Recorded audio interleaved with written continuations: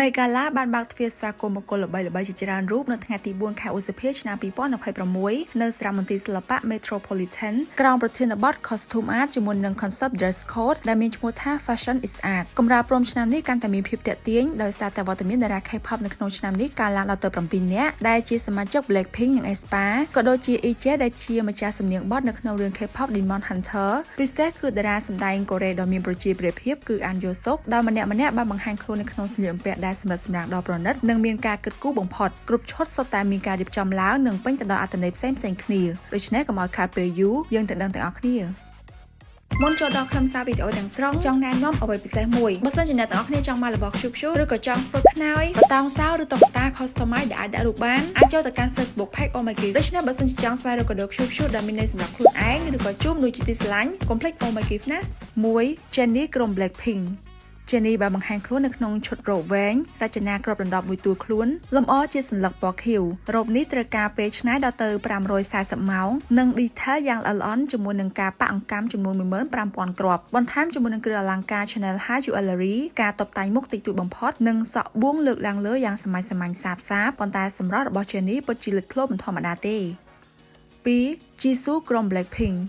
នេះគឺជាឆ្នាំទី1របស់ជីស៊ូសម្រាប់វត្តមាននៅលើកម្រាលព្រំក្រហម Megala នៅក្នុងនាមជាទូតសុឆន្ទៈរបស់ Dior នាងបានស្លៀកសម្លៀកបំពាក់ដែលរចនាឡើងជាពិសេសពី brand ដ៏ល្បីនេះដែលផលិតពីក្រណាត់ភ្លឺចែងចាំងបំផុត ម៉ូដនេះមានលក្ខណៈពិសេសនៅត្រង់ចង្កេះនិងផ្កានៅលើរ៉ូបដែលស៊ីជាមួយនឹងស្ទីលម៉ូដសរបស់នាងយ៉ាងឥតខ្ចោះលម្អដោយគ្រឿងអលង្ការពី Cartier រឹតតែបំពេញភាពអស្ចារ្យឲ្យជីស៊ូកាន់តែស្អាតមិនធម្មតា3 Rosé ក្រុម Blackpinkក្នុងនាមជាទូតសុឆន្ទៈរបស់ Saint Laurent នាងបានតំណាង brand នេះនៅក្នុងរ៉ូបពណ៌ខ្មៅសមទៅនឹងទម្រង់កាយដ៏ស្រឡូនបន្ថែមចំណុចលេចធ្លោមួយទៀតគឺសាស្លាបដែលរចនាជាត្បូងរំលេចទាញចំណាប់អារម្មណ៍មួយបែបយោងតាមការឲ្យដឹងពីទស្សនាវដ្តី Bazaar បានបញ្ជាក់ថានិមិត្តសញ្ញានេះគឺសំដៅទៅដល់គំនូរ The Birds ដែលជាគំនូរឆ្នាំ1949គូដោយ Joy Park ដែល Saint Laurent ផ្ទាល់បានជ្រើសរើសមករំលេចបញ្ចូលនៅក្នុងស្នាដៃម៉ូដរបស់ខ្លួនអមជាមួយនឹងគ្រឿងអលង្ការមានខ្សែកនិងក្រវិលទម្លាក់សក់ពណ៌តុងដែងបែបសាមញ្ញប៉ុន្តែ Rosé នៅតែតាក់ក្រសែភ្នែកមនុស្សគ្រប់គ្នានៅក្នុងកម្មវិធី4 Karina ក្រុម aespa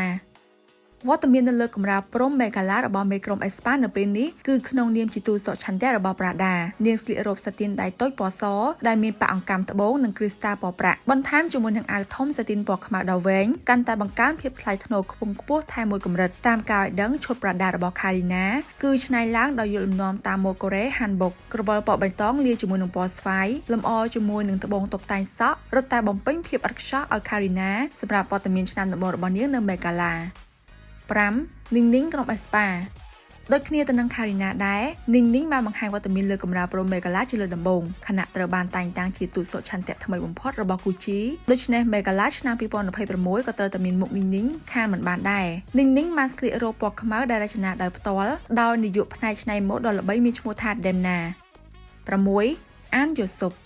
បង្ហាញខ្លួនជាលើកដំបូងនៅក្នុងកម្មវិធីនេះ Hyo-suk មកជាមួយនឹង brand Valentino ដើរនៅលើកម្រាលព្រំក្រហមលោកបានបង្ហាញអាវធំក្រៅប្រដេញ3ពណ៌ចូលគ្នាមានតាំងពីពណ៌សខ្មៅនិងមាសបន្ថែមជាមួយនឹងការរចនាម៉ូដឡេបបែបប្រពៃណីនិងអាវសូត្រពណ៌មាសពីក្នុងដោយមានក្រមាពណ៌ក្រហមនៅកកាន់តែធ្វើឲ្យភាពសង្ហារបស់ Hyo-suk ជះឡើងថែមមួយកម្រិត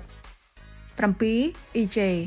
តារាចម្រៀងនិងអ្នកនិពន្ធបទចម្រៀងជនជាតិកូរ៉េកាន់អាមេរិក EJ បានមកដល់កម្រាលព្រំក្រហមក្រោយសាងស្នាដៃនិងកេរ្តិ៍ឈ្មោះដ៏អស្ចារ្យនៅក្នុងរឿង K-pop Demon Hunter របស់ Netflix តាមរយៈស្នាដៃបញ្ចូលសម្លេងច្រៀងឲ្យតួ Rumi នាងបានស្លៀករ៉ូប Swarovski ទម្រង់សម្រងវែងគ្របដណ្ដប់ដោយត្បូងគ្រីស្តាល់និងជ្រើសជាពណ៌ប្រាក់សូម្បីតែគ្រឿងអលង្ការក៏ជាពណ៌ប្រាក់ជាមួយនឹងការតុបតែងម៉ូដសក់ដ៏ប្រណិតទៀតធ្វើឲ្យ EJ ស្រូបបានការចាប់អារម្មណ៍ច្រើនណាស់ដូច្នេះវត្តមានរបស់តារា K-pop ទាំងនេះពិតជាបានញ៉ាំងកម្មវិធីថែមមួយកម្រិតហើយក៏បានបញ្ជាក់ដែរថាវិស័យ K-pop កាន់តែមានភាពសាយភាយនិងមានឥទ្ធិពលកម្រិតណាស់នៅលើឆាកអន្តរជាតិដើម្បីទទួលបានមាតិកាថ្មីៗវីដេអូចម្រុះផ្សេងៗពីតារាចិននិងកូរ៉េលឿនមុនគេកុំភ្លេចចូល Subscribe ចូល YouTube របស់ Eversary ការគាំទ្ររបស់អ្នកពិតជាកម្លាំងចិត្តដ៏មានន័យបំផុតសម្រាប់យើងនៅក្នុងការបង្កើតមាតិកាថ្មីៗ